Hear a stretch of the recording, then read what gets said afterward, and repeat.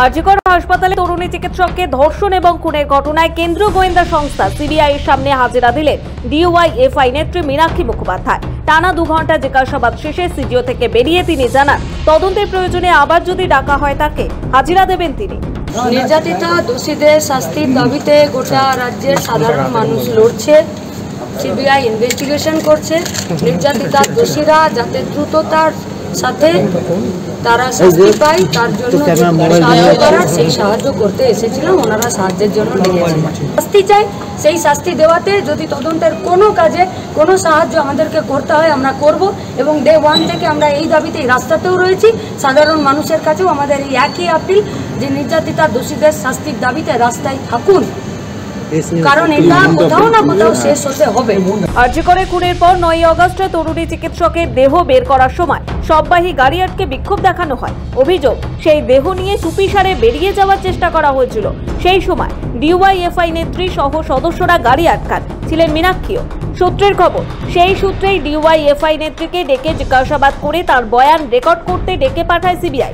পাশাপাশি আরজিকর কাণ্ডে দেহ উদ্ধারের পর উঠে এসেছে দুর্নীতির নানা অভিযোগ। 9 আগস্ট আরজিকরে তরুণী চিকিৎসকের ধর্ষিত দেহ উদ্ধার হওয়ার পরে প্রতিবাদ কর্মসূচি হিসেবে 14 আগস্ট প্রথম রাত দখলের ডাক দেওয়া হয়েছিল কলকাতায়। শহরের তথা রাজ্যের নানা জায়গায় গভীর রাতে চলে মিছিল জমায়েত। আরজিকরের সামনেও ছিল বহু প্রতিবাদীর ভিড়। মীনাক্ষীর নেতৃত্বে বামেরাও ঘটনাস্থলে অবস্থান করছিলেন। এসবের মাঝে সেই রাতে প্রতিবাদ জমায়েত চলাকালীন আরজিকর হাসপাতালে দুষ্কৃতীরা তাণ্ডব চালায়, ভাঙচুর করা হয় হাসপাতাল। পুলিশ কর্মীদেরও মারধরের অভিযোগ ওঠে। তারপর থেকে প্রশ্ন ওঠে, ধর্ষণ খুনের প্রমাণ লোপাটের জন্যই দুষ্কৃতীরা হামলা চালিয়েছিল আরজিকরে। সেই ঘটনাস্থলের আশেপাশে ডিওয়াইএফআই এর পতাকা দেখা গিয়েছিল। সেদিন ওই সময় ঘটনাস্থলে ছিলেন মীনাক্ষী। তাৎপর্যপূর্ণভাবে সেদিন হাসপাতালের সামনে বামেদের যুব সংগঠনের কর্মসূচিও ছিল। তবে কি হামলার নেপথ্যে ছিল ডিওয়াইএফআই? প্রশ্ন তুলেছিল রাজ্যের শাসক দল তৃণমূল। প্রশ্ন ওঠে, তরুণী চিকিৎসকের ধর্ষণ খুনের ঘটনার প্রমাণ লোপাট করতে কি হামলা চালানো হয়? সম্পূর্ণ বিষয়টিও নজরে রেখেছে সিবিআই।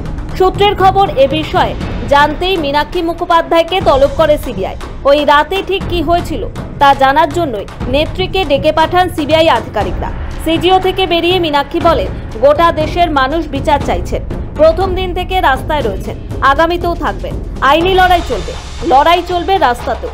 মীনাক্ষীর বক্তব্যে উঠে আসে জুনিয়র চিকিৎসকদের আন্দোলনের প্রসঙ্গ। গোটা ঘটনায় রাজ্য প্রশাসনের ভূমিকার তীব্র সমালোচনা করেন মীনাক্ষী। নারকীয় নৃশংস যে ঘটনা, একটা সেফেস্ট প্লেসে একজন ডাক্তার তার নিজের এলাকাতে, তার নিজের বাড়িতে, তার নিজের হসপিটালে, তার নিজের ডিপার্টমেন্টে সে খুন হয়ে যাবে আর সবাই চুপচাপ বসে থাকবে, তো কোনোদিন হতে পারে না। তার বিরুদ্ধে লড়াইটা চলছে গোটা রাজ্যে। এদিকে ডাক্তারবাবুরাও লড়ছেন, তাদেরও শুনছি নাকি তাদেরও টেন্ট ফেন্ট খুলে দেওয়ার ব্যবস্থার চেষ্টা করছেন। আমরা এখান থেকে পরিষ্কার বলছি, যদি একটাও হাত পড়ে গোটা রাজ্যের মানুষ কিন্তু ছেড়ে দেবে না। যারা প্রতিবাদীদের উপরে আক্রমণ করছেন তারা কিন্তু নিজেরা বুঝে শুনে এই কাজটা করবে। এই তথ্য প্রমাণ টেম্পারিং কারা করবে? রাজ্য পুলিশ করেনি? হসপিটাল থেকে শুরু করে তারা করছে না? কোন দিকে এগোচ্ছে? কারা আটকাচ্ছে দোষীদেরকে শাস্তি পাওয়ার থেকে? কাদের ভয় লাগছে? কারা ভয় পাচ্ছে? কারা আন্দোলনকারীদেরকে পুলিশে সমন পাঠাচ্ছে, অ্যারেস্ট করে নিচ্ছে, মারছে, ধরছে? কারা?